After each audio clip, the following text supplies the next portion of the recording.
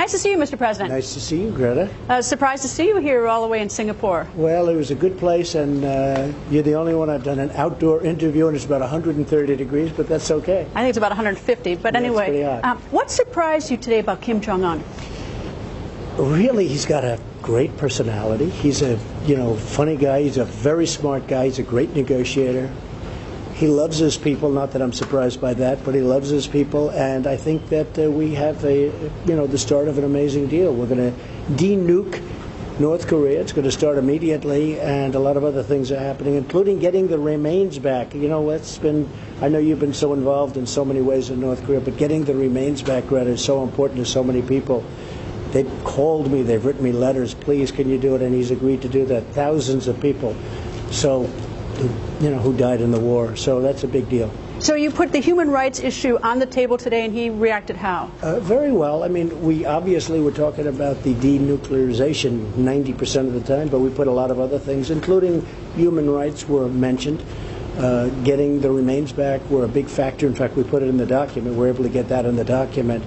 We got a lot of good things in that document. That was far beyond what anyone thought was going to happen.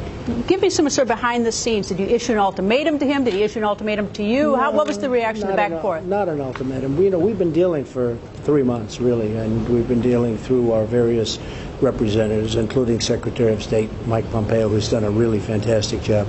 So we've been dealing for a pretty good period of time, and when we met today, we got along right from the beginning. For me, this is hour number 25. I haven't been sleeping for 25 hours. It's been a big, long negotiation, and I'm very proud of it. It starts a process. That could have ended up in a war. That could have ended up with many millions of people. You know North Korea very well. Seoul has 28 million people.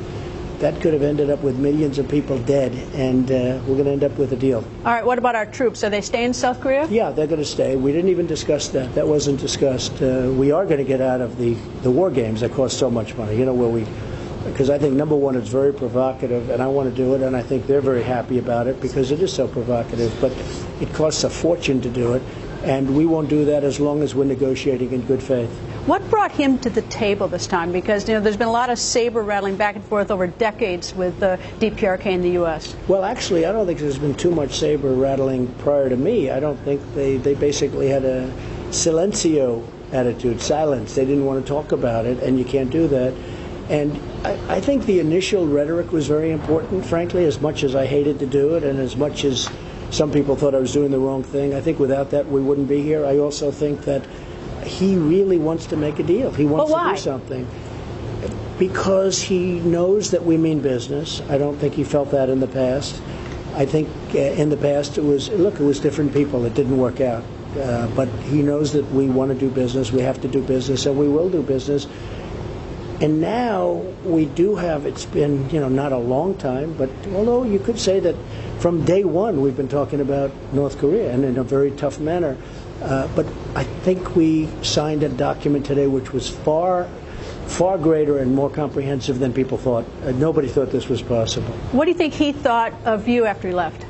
I think he liked me, and I like him, and I understand the past, and nobody has to tell me he's a rough guy. He has to be a rough guy, or he has been a rough person, but we got along very well. He's smart, loves his people, he loves his country, he wants a lot of good things, and that's why he's doing this. But he's starved them, he's been brutal to them, he still loves his people? Look, he's doing what he's seen done. I mean, if you look at it, but I really have to go by today and by yesterday and by a couple of weeks ago, because that's really when this whole thing started.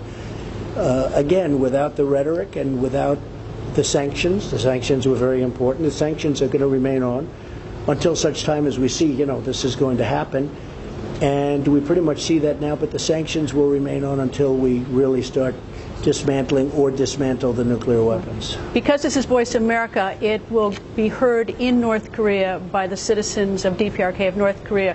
What do you want to say directly to the citizens of North Korea? Well, I think you have somebody that has a great feeling for them. He wants to do right by them, and we got along really well. We had a great chemistry. You understand how I feel about chemistry. It's very important. I mean, I know people where there is no chemistry. No matter what you do, just don't have it.